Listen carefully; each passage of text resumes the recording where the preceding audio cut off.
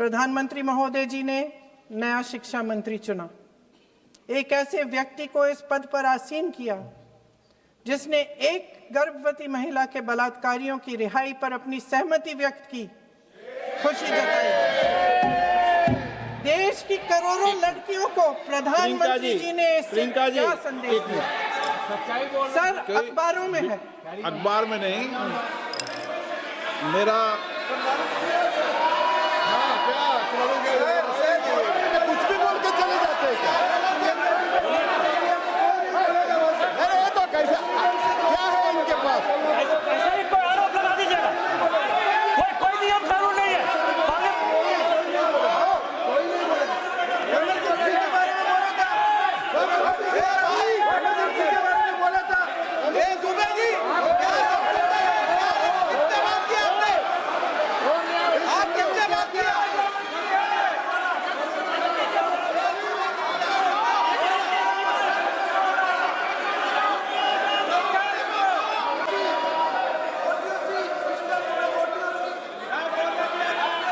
अध्यक्ष महोदय जी, जो श्रीमती प्रियंका वाड्रा गांधी जी बोल रही थी, तो बीच में उनके वहाँ से भी टोका टोकी पहले भी हुए, हमारे यहाँ से भी हुए थे।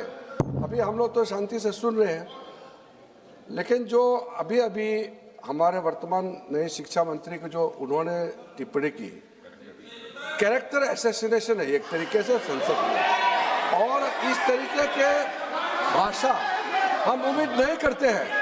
मैं इसमें प्रहलाद जोशी जी ने भी खुद कहा है, एक तो उन्होंने प्रियंका जी ने जो गलत बात कही है रिकॉर्ड पे, उसको रिकॉर्ड से हटा दिया जाए। दूसरा इस तरह का भाषा का इस्तेमाल ना करें। आपने डिबेट से पहले आपने अपील किया कि संसद में डिबेट का स्तर को नहीं गिराने चाहिए। उनके पार्टी के वो सीनियर लीडर है, वो पहली बार चुन के आए हैं, मगर उनके पार्टी में सीनियर है, जिम्मेदारी के साथ बोलना चाहिए। अगर पूरा ऑथेंटिकेट नहीं कर सकते हैं तो मैं ये मानता हूं कि उनको क्षमा मांगना चाहिए सदन से।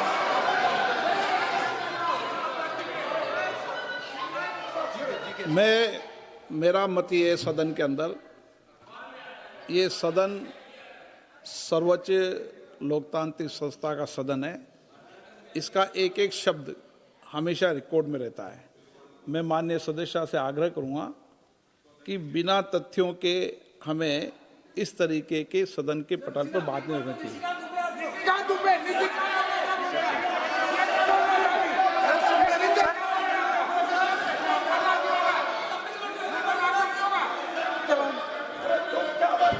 ये तो डिलीट कर दिया, लेकिन आगे भी वो भी डिलीट करा सर। ये तो किसी का बोलता वो भी ये सीधे क्या बोल रहा था, क्या कर रहा था सर, जो प्रहलाद जोशी जी ने बिल्किस बानो के बलात्कारियों की रिहाई पर जो बयान दिए, उसका प्रमाण मैं आपको दे दूंगी, मैं भेज दूंगी।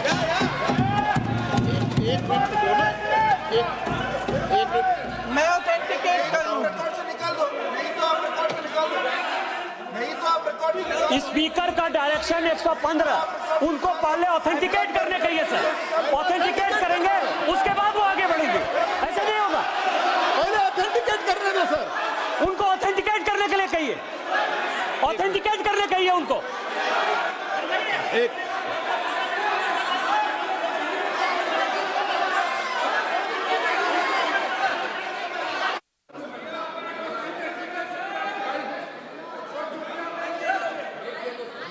आप उनको बोलने तो आप मत करो डिस्टर्ब। मैं एक विषय बता दूं, एक मिनट बताऊं।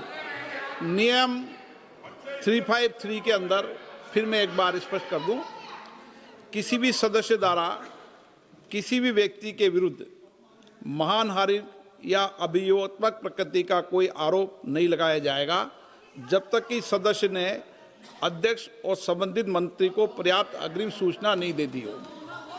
यह व्यवस्था है।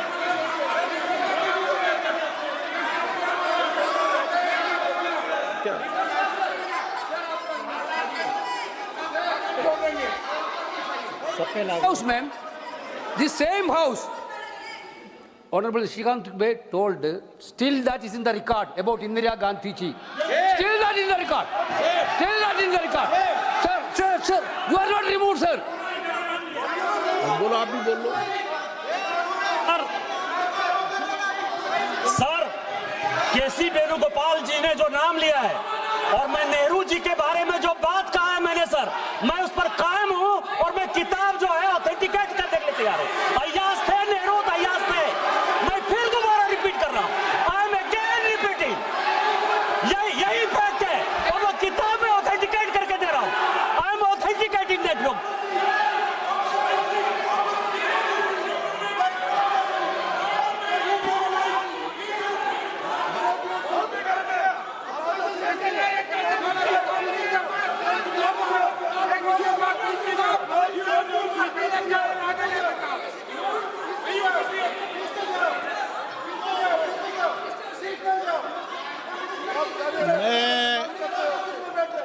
मैं जब आसन पर होता हूं, जो मैं व्यवस्था देता हूं, चाहे सत्ता पक्ष हो या प्रतिपक्ष हो, मैं समान व्यवस्था देता हूं। मैं जब आसन पर होता हूं,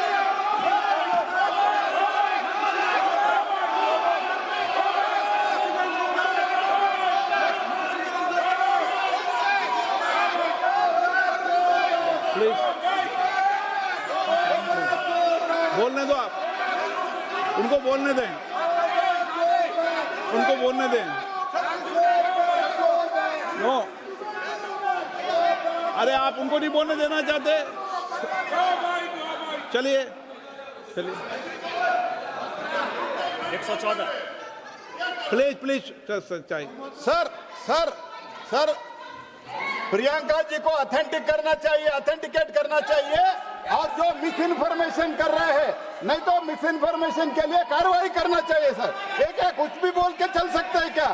और procedure for the minister the correcting the mistake 114 में अगर वो आपने जो रूल का जिक्र किया 353 में, मुझे कोई नोटिस नहीं दिया है, मैं इधर प्रेजेंट हूँ और मैंने ऐसे कैसे बिना ऑथेंटिकेशन बोल सकते हैं मुझे बिना नोटिस दिए हुए? इसलिए मैं इसको खंडन करता हूं और उसको एक्सपेल करना चाहिए और उनको माफी मांगना चाहिए।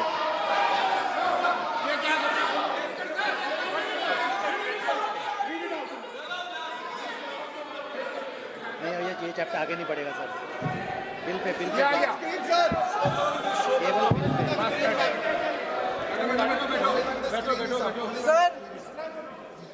Sir, here is a newspaper माननीय article. सदस्य, Sir, पूरा बुक ले गया है आपने। sir, written by a respected माननीय journalist. सदस्य, I will authenticate using this, sir. आप माननीय सदस्य प्लीज इसको छोड़ दें।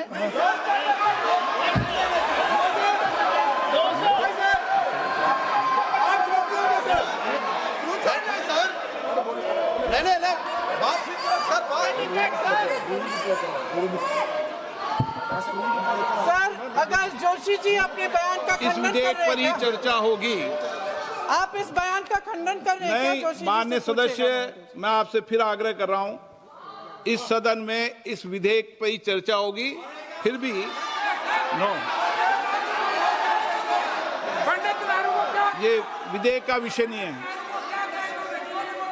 आप नो, आप बोलो तो विधेयक पर बोलो, ये मेरी अपेक्षा आपसे।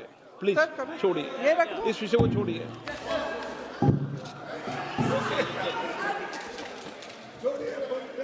आज हम सदन पटल पर एक ऐसे विधेयक में संशोधन पर डिबेट कर रहे हैं जो 2024 में पारित हो चुका था और इसमें मुख्य संशोधन यही है कि पेपर लीक के अन्य अपराधों के लिए सजा बढ़ाई जाएगी।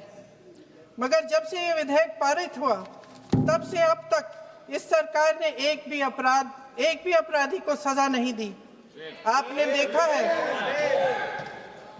आपने देखा है कि कल और परसों से फेस रिकॉग्निशन द्वारा प्रदर्शन करने वाले बच्चों के नाम और पते सार्वजनिक किए जा रहे हैं, मगर यही काम पेपर लीक करने वाले अपराधियों के लिए अभी तक नहीं किया गया। ना इस विधेयक में पेपर लीक रोकने के कोई ठोस कदम है। इससे देश के युवाओं का भरोसा कैसे बनेगा? अध्यक्ष महोदय, आदरणीय प्रधानमंत्री महोदय जी को आपके माध्यम से मैं कहना चाहती हूं कि शायद उन्हें अपने सलाहकार बदलने चाहिए। वे असलियत से एकदम टूट चुके हैं। नई नई कमेटियां बनाने से काम नहीं चलेगा। उनका अध्यक्ष चाहे कोई भी हो। राधा कृष्ण कमेटी भी व्यवस्था में सुधार लाने के लिए बनी थी। आज तक उसकी एक सिफारिश लागू नहीं हुई है। और इस नई कमेटी में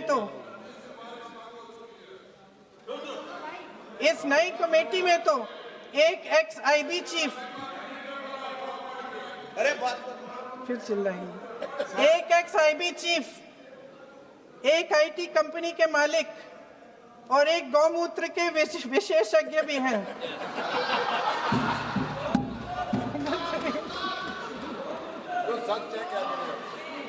इन्हें शिक्षा के बारे में क्या पता जी?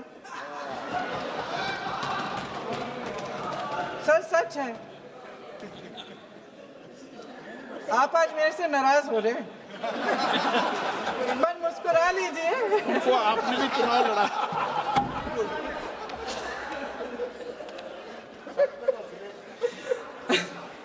सर, फास्ट ट्रैक कोर्ट्स का रिकॉर्ड पहले से ही बहुत खराब है। वैसे भी कल की सुनवाई में सीबीआई का वकील पेश ही नहीं हुआ। संसद में विपक्ष को दोषी ठहराने से, खोखले राजनीतिक खेल खेलने से काम नहीं चलेगा। आप जेन ज़ी का भरोसा वापस जीतना चाहते हैं तो नए नए एंगल से, अपने फोन से नए नए वीडियो बनाने से नहीं होगा।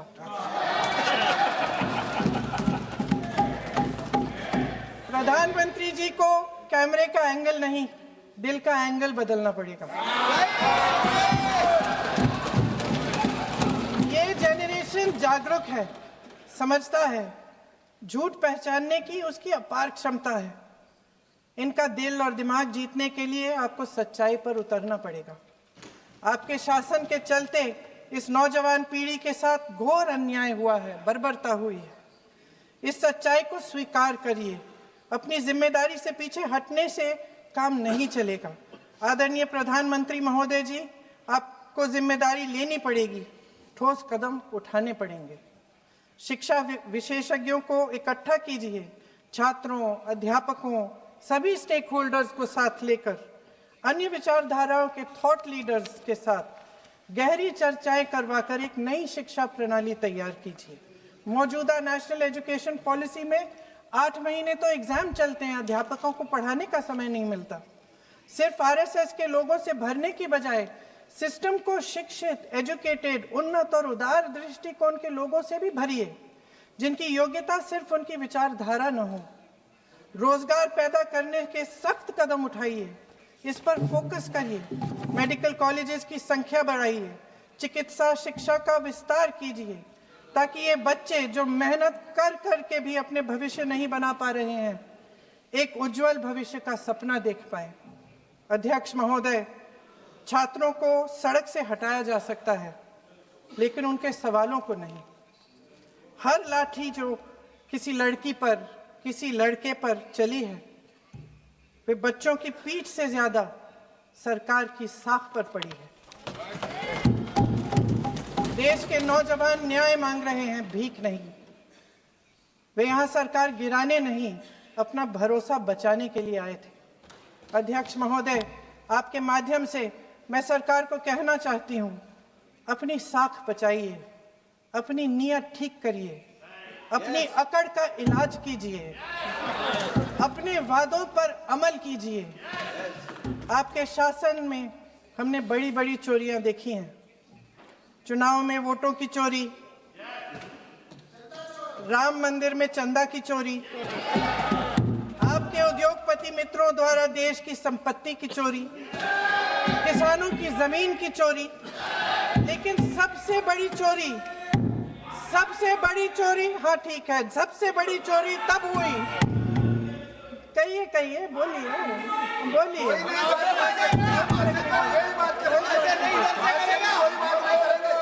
सुन लीजिए, शांति से सुन लीजिए, शांति से सुन लीजिए। आपको मौका मिलेगा, आप जितनी भी चोरियों की बात करना चाहते हैं आप कर लीजिए। आप वही कर रहे हैं। अभी मेरा समय है। सबसे बड़ी चोरी तब हुई जब देश के नौजवानों के भविष्य, उनके सपने चुराए गए। भविष्य की चोरी, सपने की चोरी किसी भी चोरी से कहीं बड़ी होती है महोदय। अगर देश का युवा निराश हो जाए, अगर देश का युवा निराश हो गया, उसकी उम्मीद टूट गई, तो सबसे बड़ी हार भारत की हार होगी। और हम कांग्रेस और विपक्ष के लोग जान दे देंगे मगर भारत की हार नहीं होने देंगे। जय हिंद। सर अब तो मुस्कुरा लीजिए, भाषण खत्म।